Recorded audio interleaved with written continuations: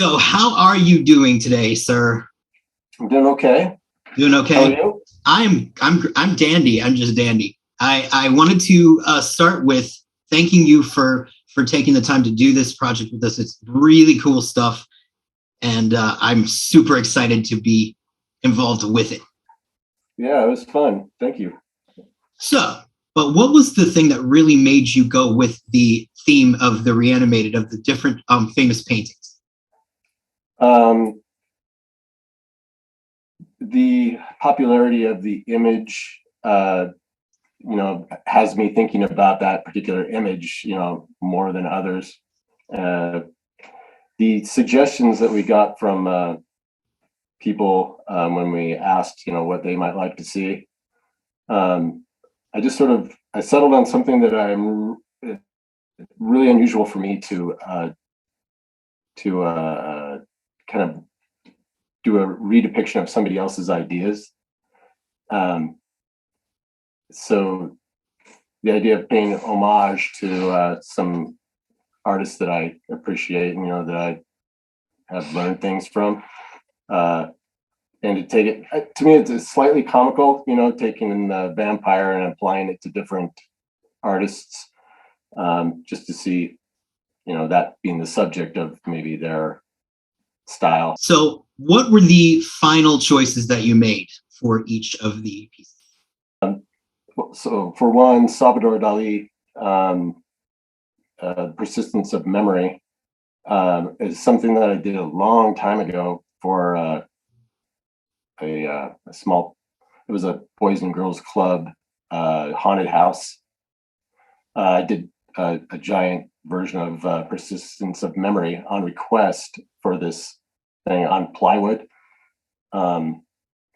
And since then, I've kind of had it in my head, kind of always rattling around. I was a big Dali fan when I was in high school. I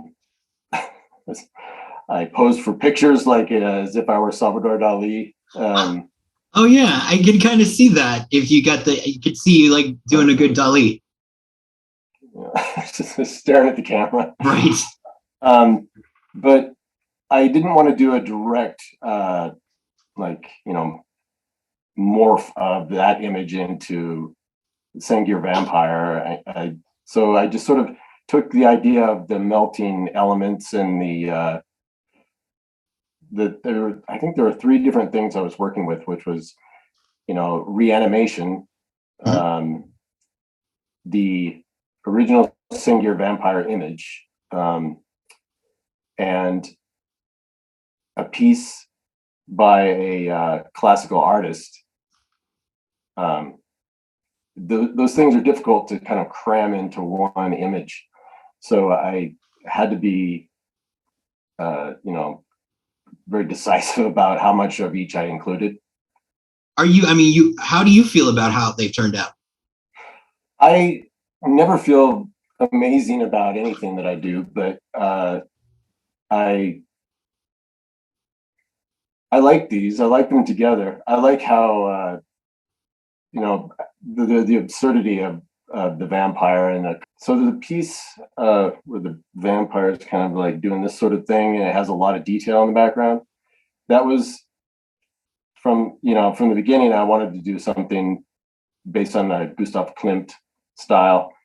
I was going to have gold leaf in the background, like the screen kind of was almost an easy translation to the Sengir Vampire because of the bald head and the winding road or bridge behind him, just turned into the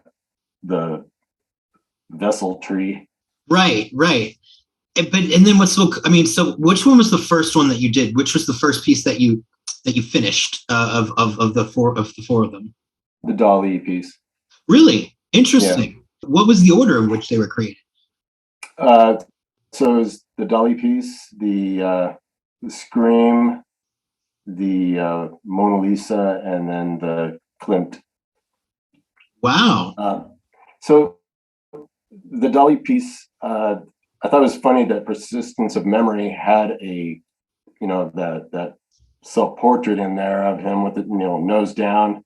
Right. That I thought, oh, it'd be funny if that was the vampire. And then there's the tree over on the left of the image in the original that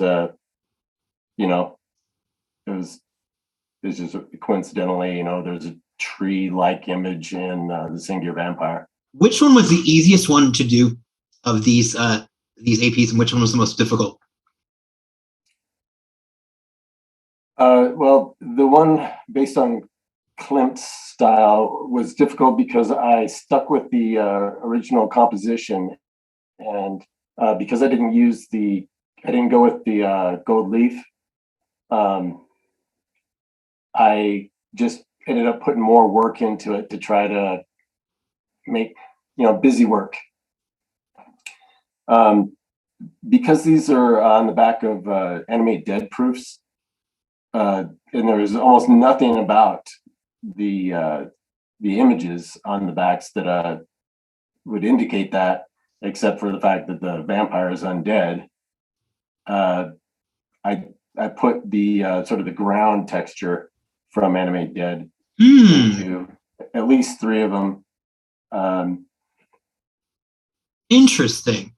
That's true. But that's an example of what I'm talking about when I say having too many subjects that you're trying to incorporate into something. It's almost like trying to figure out a way to blend 2 images together without having it look like there's just superimposed.